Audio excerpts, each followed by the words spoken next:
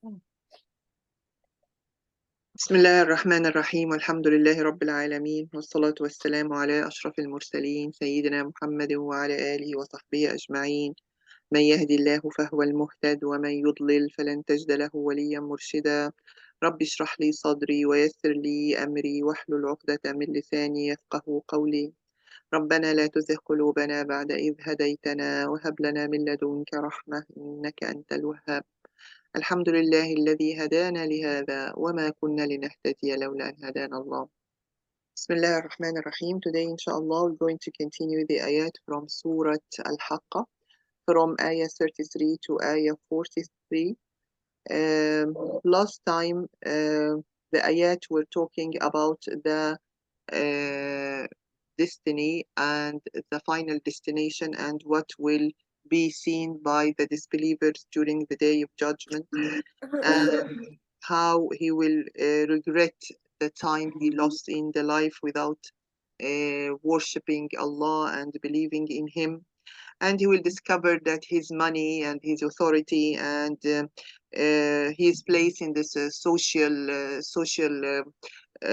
society is not helping him any way during the day of judgment because of his disobedience. And we mentioned the punishment, how much will be painful for him by being placed in the hellfire and being a chain of more than of 70 arm in its length will be inserted into him. And why all these things happen to him. So Allah subhanahu wa ta'ala, as we mentioned before, in most of the ayat, that describing the punishment for the disbelievers that they will see during the day of judgment and in the hellfire.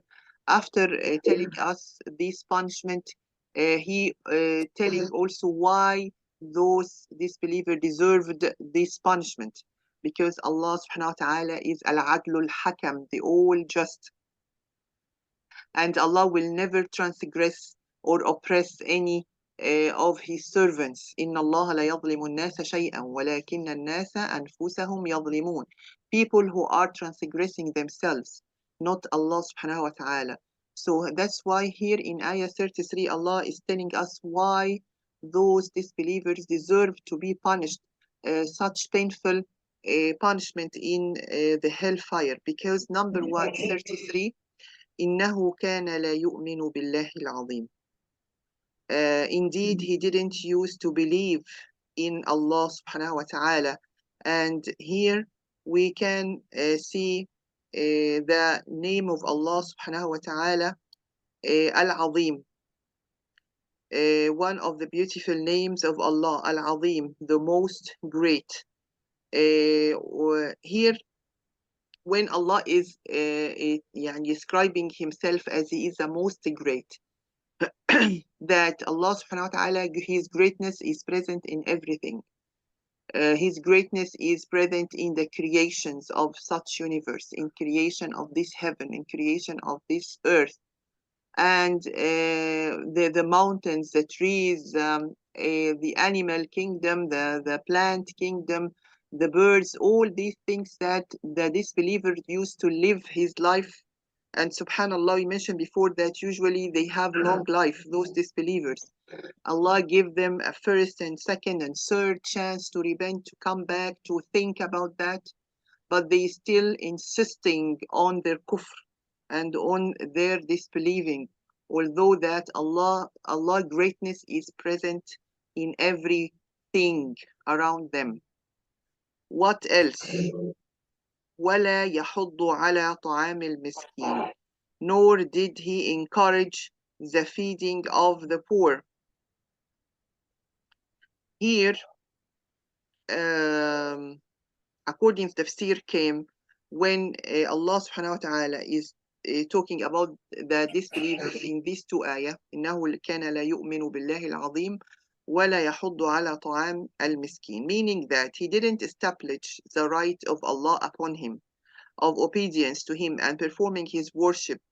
He also didn't benefit Allah creation, nor did he give them their rights For verily Allah has a right upon the servants that they worship Him alone and not associate anything with Him. The servants of Allah also have a right upon each other to good treatment and assistance in righteousness and piety. For this reason, Allah commanded performance of the prayer and the payment of zakah.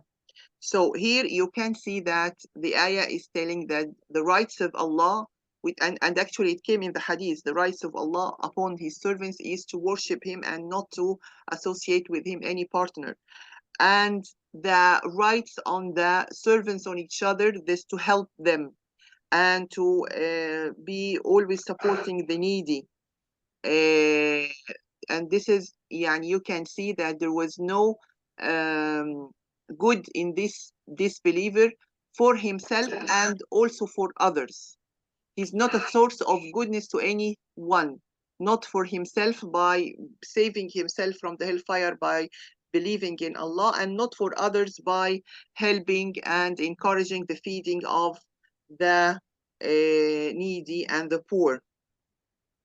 And actually, there is a lot of ayat came also to give us the rewards of the believers who feed the needy and the poor, and how that يعني special awards given to those people and special places honored them in the Jannah or in the paradise for the people who are feeding the poor, especially feeding and encourage others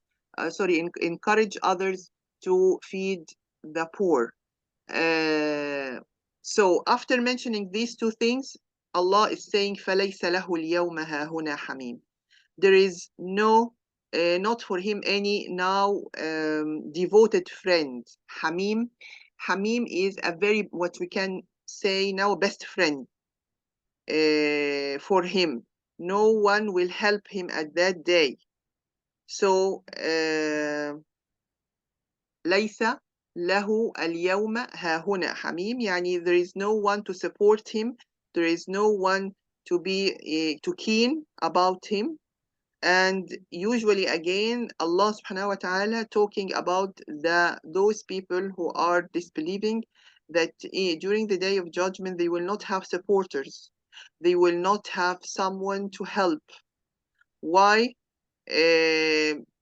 Because usually they did that at their life. You will find they have money, they have wealth, they have maybe authority and a lot of supporters around them, a lot of bodyguards if they are having a certain position in the society.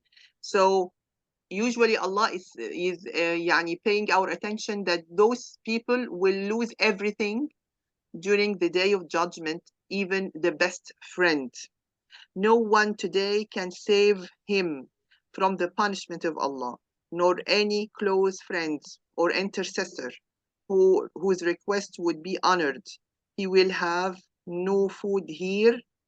The second ayah is coming. فَلَيْسَ لَهُ الْيَوْمَ هَاهُنَا حَمِيمٌ. And what else? وَلَا طَعَامٌ إِلَّا مِنْ غِسْلِينَ. يعني no food except from غسلين. غسلين, what is غسلين?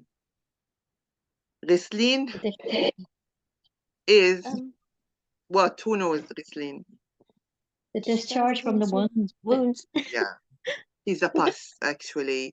The pus coming out from the wounds of the people that burned in the hellfire. So you can imagine how much it is filthy type of food. They have no food except of that.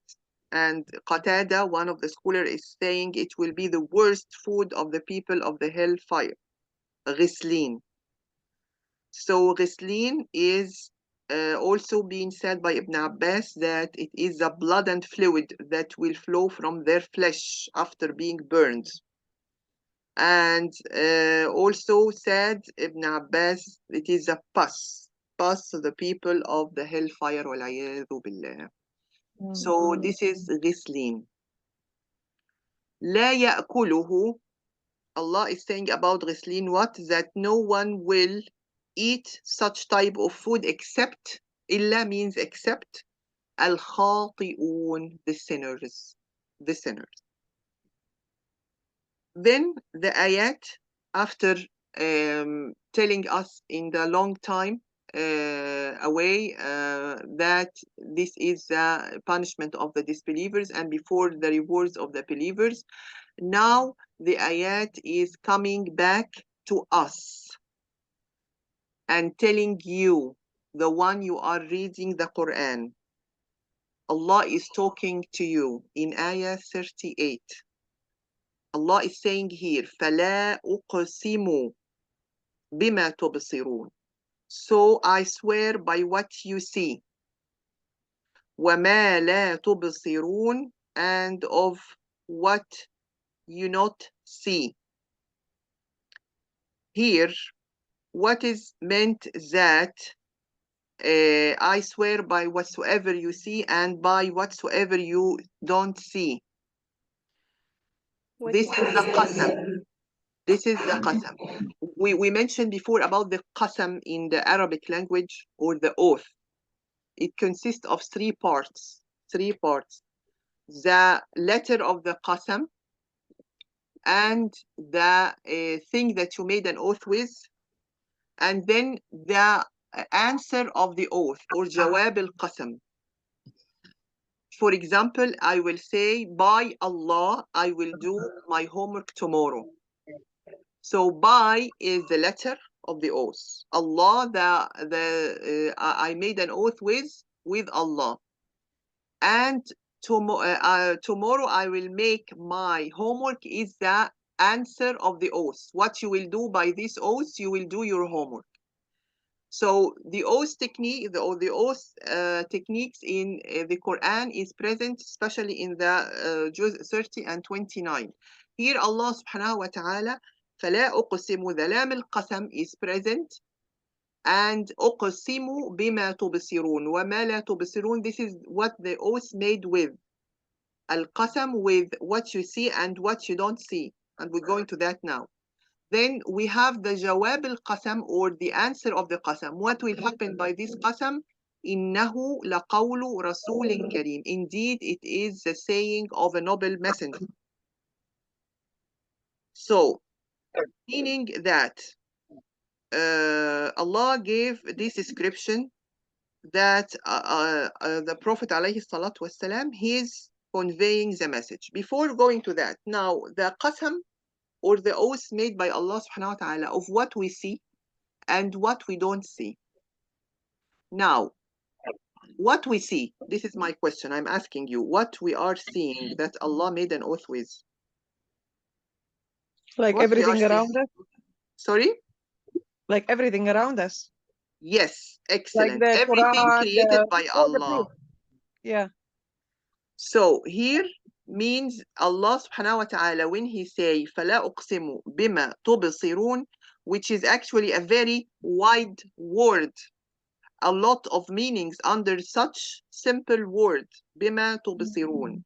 If you wish to write what you are seeing as a creation of Allah subhanahu wa ta'ala, you will have to write a lot, right? You won't be able to, basically. Excellent. So, and this is all what it is, yani, also in itself is a miracle of linguistic technique of the Quran, that he will bring you, he didn't say you have so and so and so and so. No, he just left you to see his favors on you and on the creations around you. Because if you're going to see, you will see yourself first, how you are walking, how you are talking, how you are seeing, how you are doing everything. And then after that, you will see the people around you, then the plant kingdom, then the animal kingdom, then the heaven, the earth, the universe, the planet. All this what we are seeing. طيب. Yeah. What we are not seeing? The ghaib. The spiritual world, the jinns. Heaven, hell. Listen. We want to divide it to be more easy. What we are not seeing is ghaib, right? Yeah. Yeah. Right. The Ghaib, ghaib, yeah. the ghaib, we have the ghaib is makani and zamani. What's mean يعني there is unseen the time according to the time we cannot unsee يعني timing limit or the limit here is due to the timing unseen due to the time the time not come yet like the day of judgment the hellfire the Jannah all these things are unseen for us right Yeah. but their time not came yet because it is timed ghaib and there is another type of ghaib that we can't see because we cannot, يعني our capabilities cannot see it, but it is present already. It will not come in the future. It is present in our time. Like what? Like the genes and Like everything microscopic, like okay? everything, yeah. Microscopic things, virus, bacteria, genes, even minute insects, even that we cannot reach by our eyes. Like what else? Natural disasters? No, No. this is Come this is on. another thing. It's Yes. like even the knowledge of Allah, like we do No, something. here يعني at the same time now is unseen for us, like the angels, right? Like the Yeah, jinn, Yeah. right? Malaika, yeah. We cannot, Mhm. yes, we cannot see. So the unseen or the ghaib is considered to be timed or placed. Timed, yani the time not come yet, like the day of judgment and the hellfire. And the place means that we cannot define their place, although they are living with us now and present, like the angel, like the jinn, like the any microscopic living organisms, all these things. So you can see how much rich this oath. The oath is very rich in many things, but you can see it is just summarized in two words. تبصرون ولا تبصرون. Okay? طيب. What the جواب القسم or the answer of the قسم that it is surely إنه it is indeed surely لقول the saying of a noble messenger. The saying here or قول refer to what? The Quran. Excellent. Refer to the Quran. And then in ayah 41 and 42 is Allah subhanahu wa ta'ala is defending his prophet and say وَمَا هُوَ بِقَوْلِ and this is not the saying of شاعر. شاعر is a poet. It's not the it's not a poem. Yeah, it's not because they know quite well the Arab at that time, the poem and how the poem is being written. So Allah is telling them, you know quite well that he is not a poet. قليلا ما So this is to تؤمنون. defend them. Sorry, this is to Yes, defend the prophet, isn't it? yeah, About yeah, against the people whom they are saying that actually you're not a prophet and you're just a poet and yeah, you're just reciting, isn't yeah. it? Yeah, excellent, definitely. So Allah subhanahu wa ta'ala is defending his prophet and he's also telling them that you know from your heart that he is not like that. He is not a poet, he is not a kahin as coming in the next ayah. And also they used to live with him 40 years before the prophethood. And they called him as-sadiq al-amin, the truth teller and the honest. So how is coming after all these years, suddenly he will be a poet, and it's not a poem what he is saying. قليلا ما تؤمنون, little of you is believing. ولا بقول كاهن, and it's not the saying of a soothsayer. قليلا ما تذكرون, little of you remember. قليلا ما تذكرون. يعني you are not remember or reminding yourself of the history of Muhammad, little that you remember. So here in the tafsir is mentioning that Allah subhanahu wa ta'ala in one instant Allah applies the term messenger to the angelic messengers and in another instant he applies it to the human messenger which is who is Muhammad alayhi salatu wasalam. This is because both of them are conveying from Allah that which has been entrusted to them of Allah revelation. And he's taking here the word Rasul is mentioned again in the Quran in another surahs talking about Jibril alayhi salam. So he's saying in the tafsir that you may see the word Rasul again that is representing Jibril. Because the Quran is the message from the messenger of the angels, Jibril, to the messenger from the mankind, who is Prophet Muhammad alayhi salatu wasalam. So here, Allah subhanahu wa ta'ala again made this great oath that truly the Prophet Muhammad is the noble messenger of Allah subhanahu wa ta'ala, and he's not a poet and he's not a soothsayer as they are saying, but what he came with is Tanzilum min Rabbil Alameen. Here, the word Tanzilun. Tanzilun literally in Arabic means that something to be descended from upwards to downwards, descending. So when you have this meaning, which is the revelation, or literally something very precious and very noble that came by two messengers, one from the angels and one from the mankind, the most noble messenger in angels, the most noble messenger in the mankind, having the most noble message, which is the Quran, descending from upwards from the heaven to the people in the earth.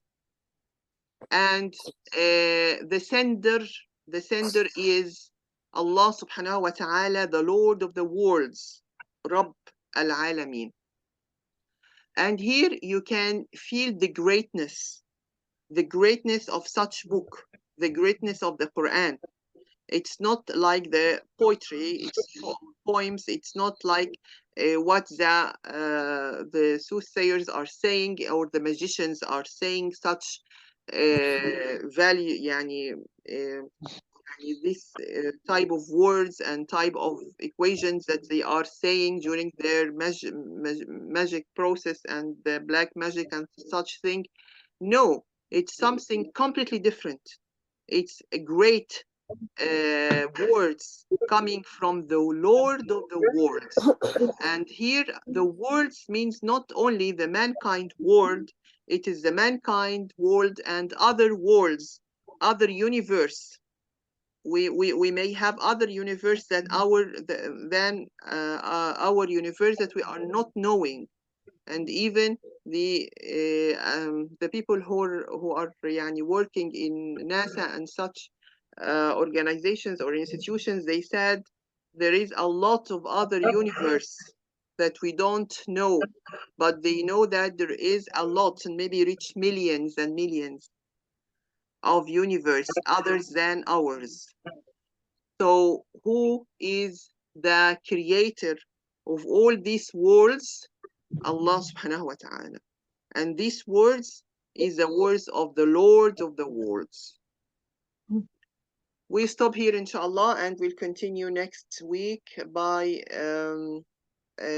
ending Surat AlHaqqah. أقول قولي هذا وأستغفر الله لي ولكم. سبحانك